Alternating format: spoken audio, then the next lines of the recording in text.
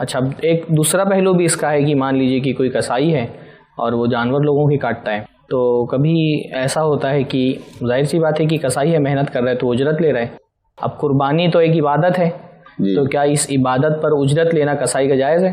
جی، یہ بھی ایک اہم مسئلہ ہے، اور یہ صرف قربانی کے باب میں نہیں بلکہ اور کئی ابواب میں یہ مسئلہ آتا ہے کہ کیا عبادت پر اجرت لے سکتے ہیں کہ نہیں، کیونکہ ذبح کا جو عمل ہے اللہ تعالیٰ کے لیے ذبح کر رہے ہیں جی. یہ جو ذبح کا عمل ہے یہ فی نفس ہی ایک عبادت ہے جی. اور چونکہ جو انسان جو قربانی کر رہا ہے وہ کر نہیں سکتا ہے کسی وجہ سے، تو وہ اپنا نائب بنا رہا ہے قصائی کو، اس کی طرف سے وہ قربانی کر رہا ہے جی. تو کیا اس کی طرف سے جب وہ عبادت کر رہا ہے تو کیا اس عبادت کی اجرت لے سکتا ہے کہ نہیں تو یہ بہت سارے ابواب میں یہ مسئلہ آتا ہے.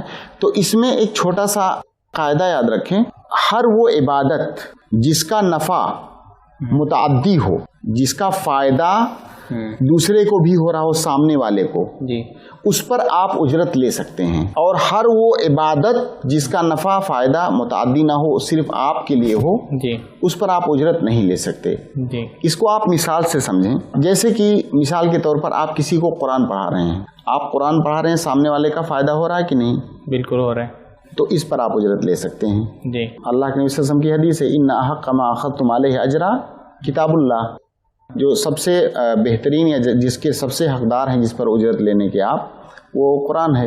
لیکن اگر آپ قرآن پڑھ رہے ہیں، آپ قرآن تلاوت کر رہے ہیں، تو کیا آپ اس پر مجھ سے اجرت لے سکتے ہیں؟ نہیں لے سکتے جی. آپ نماز پڑھا رہے ہیں جی، بطور امام آپ نماز پڑھا رہے ہیں جی. آپ کے پیچھے کچھ لوگ نماز پڑھ رہے ہیں جی. کیا پیچھے والوں کو فائدہ ہو رہا ہے کہ نہیں آپ سے؟ ہو رہا ہے جی. تو آپ اس پر اجرت لے سکتے ہیں جی.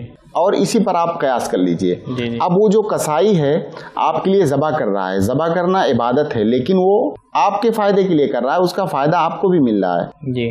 تو اس پر وہ اجرت لے سکتا ہے.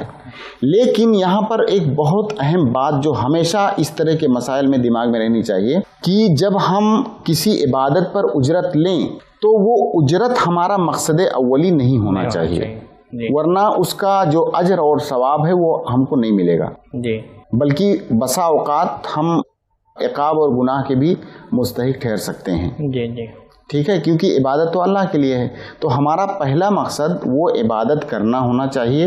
اجرت ہماری ضرورت ہے اس لیے ہم اس کو لے رہے ہیں جی. شیخ الاسلام ابن تیمیہ کا ایک بہت معروف قول ہے حج کے باب میں، حج پر اجرت لینا جی. کسی کی طرف سے حج ہم کر رہے ہیں تو کیا اجرت لے سکتے ہیں کہ نہیں جی. تو انہوں نے کہا ہے کہ جو ہے یاخذ لیحج جی ولا یحج لیاخذ، خوبصورت بات، کہ وہ پیسہ اس لیے لے تاکہ حج کر لے جی، اس لیے حج نہ کرے تاکہ اس کو پیسہ ملے گا. بہت خوب. تو پیسہ مقصد نہیں ہونا چاہیے جی. کسی عبادت کو ہم کسی کی طرف سے کر رہے ہیں تو پیسہ ہمارا مقصد اولی نہیں ہونا چاہیے. مقصد اولی عبادت ہے، پیسہ ہماری ضرورت